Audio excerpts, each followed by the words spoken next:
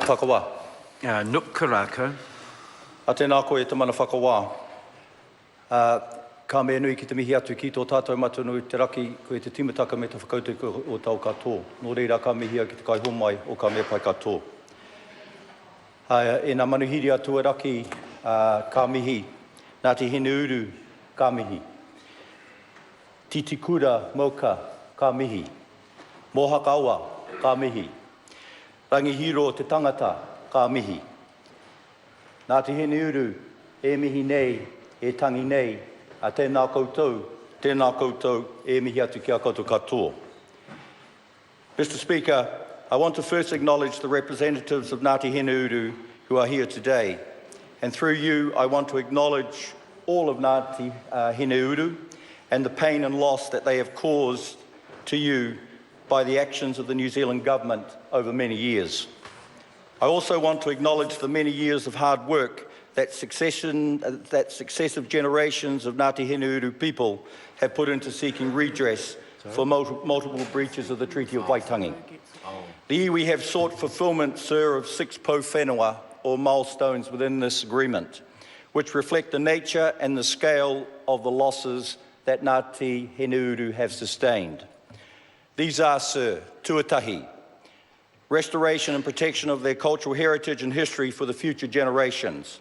This reflects the severe impact, sir, on Ngāti Hineuru's culture and traditions of the loss of land and identity they suffered. Past New Zealand governments had labelled the iwi as rebels to justify attacks on them and the confiscation of their land. The Waitangi Tribunal concluded that Hineuru were not in rebellion, but the labelling of the iwi as rebels persists in some historical accounts. E te mana whakawā, this treatment of Ngāti Hineuru as rebels also led to much of their land being given to other iwi who were allies of the Crown. Tuarua, restoration of the health and well-being of their people.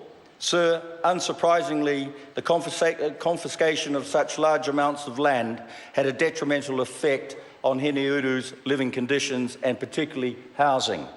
The poor health and state of poverty that resulted still affect Hineuru, sir, to this day. Tuatoru, the recognition of the mana of Hineuru and the restoration of the relativity Hineuru had with other iwi.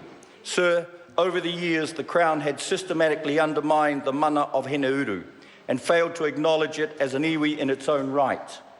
The classification of Hineuru as a hapu of other iwi in the region was held back its ability to develop a partnership relationship with the Crown and to maintain its relativity with other iwi in the area. Tuawha, the reassertion, sir, of the presence of Hineuru through their rohe. Before the intervention, sir, of the Crown, Hineuru were a key iwi in a strategic position in the Hawke's Bay. Following the mass confiscation of their lands, Hineuru were left in the position of being considered a minor iwi.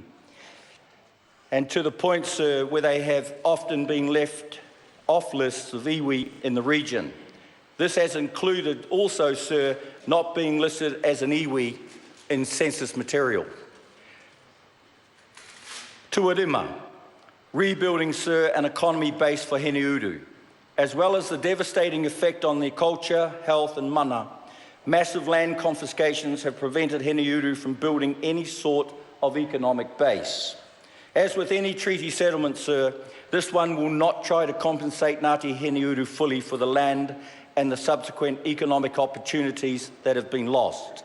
But, sir, we must acknowledge that every iwi which reaches this point of settlement process has shown a great generosity of spirit in accepting that full compensation for past wrongs is not possible, but accepting an apology for past wrongs and a small investment in their future. Tuono, sir, revitalisation and restoration of Hineuru's role as kaitiaki of their resources and their environment. Hineuru will be given a greater role to play in the management of resources within their rohe. This may, sir, be recorded in the deed of settlement as a form of redress, and indeed Hineuru's exclusion from the management of these resources is wrong, and it is indeed need of correction. But, sir, it is also very easy to see This is another form of generosity on the part of Hineuru.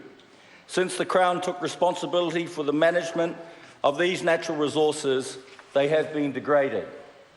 The iwi are now once again becoming involved, sir, in the management of these resources which have been degraded on the Crown's watch. Sir, at the risk of becoming repetitive, I want to reiterate what I've said in this House many times before. Involving iwi in the management of the environment is a win-win.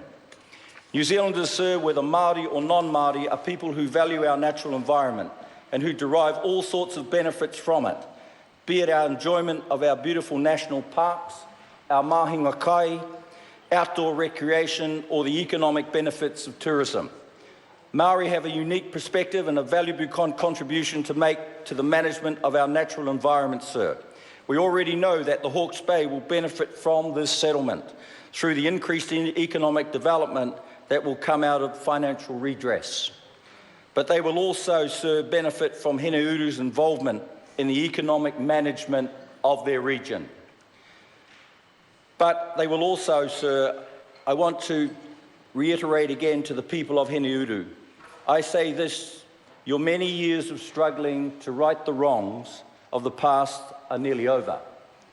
You have signed your deed of settlements, and soon this bill will give legal effect to that agreement that you have come to fruition with the Crown.